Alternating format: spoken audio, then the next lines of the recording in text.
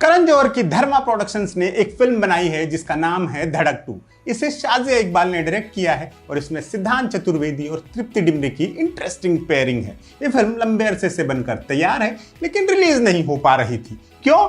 वही सीबीएफसी नाम की एक शानदार संस्था जिसका लॉजिक से सदा ही झगड़ा लगा रहता है। इस अकेली संस्था ने इंडियन फिल्म मेकिंग को जितना डैमेज पहुंचाया है उतना तो बुरी फिल्में भी नहीं कर पाई हैं। खैर, तो इसी सीबीएफसी और सेंसर बोर्ड को धड़क 2 के कई सीन्स पर ऐतराज था। सेंसर बोर्ड नहीं चाहता था कि जैसी फिल्म मेकर्स ने बनाई है वैसे की वैसी दर्शकों तक पहुंचे।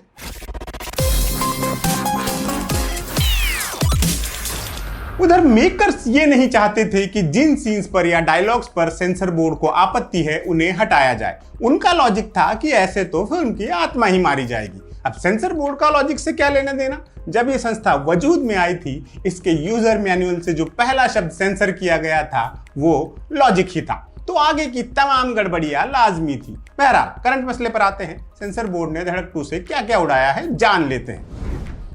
धड़क 2 को सीबीएफसी ने U/A 16+ की रेटिंग दी है, यानी ये फिल्म 16 साल से ज्यादा उम्र वाले लोग ही देख पाएंगे। साथ ही कई सारे कट्स भी लगाए हैं। फिल्म में एक डायलॉग था, 3000 साल का बैकलॉग 70 साल में नहीं मिटेगा। इसे बदलकर सेंसर बोर्ड ने करवाया, सदियों से चले आ रहे भेदभाव का बैकलॉग 70 साल में नहीं मिटेगा। पिछले महीने रिलीज हुई फुले के केस में भी सीबीएफसी को 3000 सालों के रेफरेंस से ही दिक्कत थी। उसमें भी उन्होंने ऐसा ही फिक्रा बदलवाया था। 3000 साल पुरानी गुलामी को बदलकर कई साल पुरानी गुलामी करवाया था। लगता है ये आंकड़ा सीबीएफसी को ट्रिगर करता है। पता नहीं इन्होंने आयरन मैन का लव यू 3000 वाला डायलॉग कैसे बचकर निकल जाने दिया होगा। खैर, इस डायलॉग के अलावा भी और भी कई जगह कैची चली है। एक संवाद था, नीलेश ये कलम देख रहे हो, डैश डैश राज कर रहे हैं। इसको बदलकर इसकी जगह एक लंबा वाक्य डलवाया गया है, ये छोटा सा ढक्कन पूरी कलम का थोड़ा सा हिस्सा है और बाकी के हैं हम, फिर भी हमारे सर पर बैठे हुए हैं। यानी सीबीएफसी अब डायलॉग्स हटवा ही नहीं रहा, ऑन डिमांड डायलॉग लिखवा भी रहा है। अभूतपूर्व सिनेमा क्रांति है ये। जाति सूचक शब्दों को म्यूट कर दिया गया है, जैसे चमार और भंगी।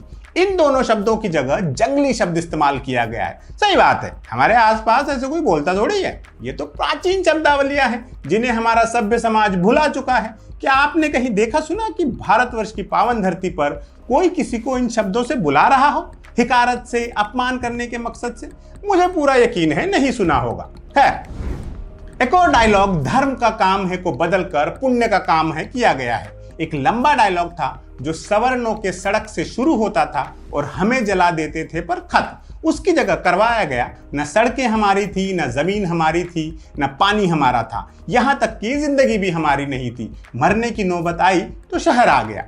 एक और शानदार कदम उठाते हुए सीबीएफसी ने ओम प्रकाश वाल्मीकि की कविता ठाकुर का कुआं के पाठ को भी सेंसर किया है। अगर आप समझते हैं कि सिर्फ इसी दौर के लेखक सेंसर की चपेट में आए हैं तो आपकी भूल है। एक गाने में संत तुलसीदास का एक दोहा था, उसे भी बदला गया है। यानी सेंसर बोर्ड की कैची युगों को टाप कर अपना करिश्मा दिखा सकती है। तुलसीदास जी ने कभी सोचा भी नहीं होगा कि उनके आलोचकों में एक भारत का केंद्रीय फिल्म प्रमाणन बोर्ड भी होगा। इनके अलावा 3 विजुअल कट्स भी दिए गए हैं। एक 5 सेकंड का सीन जिसमें एक किरदार फिल्म के मुख्य दलित किरदार नीलेश पर पेशाब करता है, उसे सेंसर कर दिया गया है। ऐसी घटना समाज में होती ही नहीं है, इसलिए फिल्म में होने का क्या मतलब। एक सीन से कुत्ते का नीला रंग भी हटवाया गया है। एक और सीन में नीलेश के पिता को बेइज्जत किया जाता है, उसे भी छोटा किया गया है। आखिर में 20 सेकंड का एक डिस्क्लेमर हटाकर 1 मिनट 51 सेकंड का नया डिस्क्लेमर जोड़ा गया है। सीबीएफसी ने मेकर से यह भी कहा है कि इस अपडेटेड डिस्क्लेमर को जोर से पढ़ा जाए। रिपोर्ट्स के मुताबिक धड़क 2 का रन टाइम करीब 146 मिनट यानी 2 घंटे 26 मिनट है। ये 2018 की चर्चित तमिल फिल्म पेरियरुम पेरुमल का रीमेक है। ये ओरिजिनल फिल्म आपने नहीं देखी है तो जरूर देखिएगा। समाज की सड़न से मुंह चुराए बिना कैसे फिल्म बनाई जाती है, इसका उम्दा उदाहरण है ये फिल्म। इसे देखकर नीले रंग के कुत्ते का सिग्निफिकेंस भी आपको समझ आएगा, जिसे हिंदी वर्जन से सेंसर बोर्ड ने हटवा दिया है। पेरियरुम पेरुमल एक बेहद हार्ड हिटिंग फिल्म है। धड़क 2 इतने कट्स के बाद वैसी रह पाएगी या नहीं, इसको लेकर संदेह है और इसके लिए सीबीएफसी का धन्यवाद तो बनता है। आपका इस पर क्या कहना है हमें कमेंट बॉक्स में जरूर बताइए और देखते रहिए एम बोले तो। फिल्में एडिट टेबल पर बनती हैं, क्या मतलब है इस बात का? क्या करता है एक फिल्म एडिटर? एक्टर्स जो सुंदर सुंदर कपड़े पहनते हैं उनके पीछे किसका दिमाग और मेहनत लगी होती है।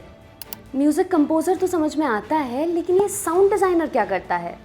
एक आर्ट डायरेक्टर का फिल्म के बनने में क्या रोल होता है। आर्टिस्ट लोग ये जो पुलिस, डॉक्टर, वकील वगैरह की वर्दियां पहनते हैं वो आती कहाँ से हैं। एक असिस्टेंट डायरेक्टर फिल्म के सेट पर क्या क्या और कैसे करता है। कौन तय करता है इस वाली फिल्म में ये वाला रोल इस एक्टर से करवाना है। एक्ट्रेस का मेकअप और हेयर देखने वाले आर्टिस्ट को किन समस्याओं से जूझना पड़ता है। हीरो की जगह अपनी जान जोखिम में डालने वाले स्टंट डबल्स कितने खतरे में जीते हैं। क्या आप भी उन लोगों के बारे में जानना चाहते हैं जो अक्सर पर्दे के पीछे रहते हैं लेकिन जिनके बिना फिल्में बन ही नहीं सकती। सिनेमा मेकिंग के अलग अलग डिपार्टमेंट्स को डेडिकेटेड हमारी सीरीज सिनेमा वाले में हम आपको इन्हीं लोगों से रूबरू करवाएंगे। ज़रूर देखिए सिनेमा वाले, ओनली ऑन एम बोले तो।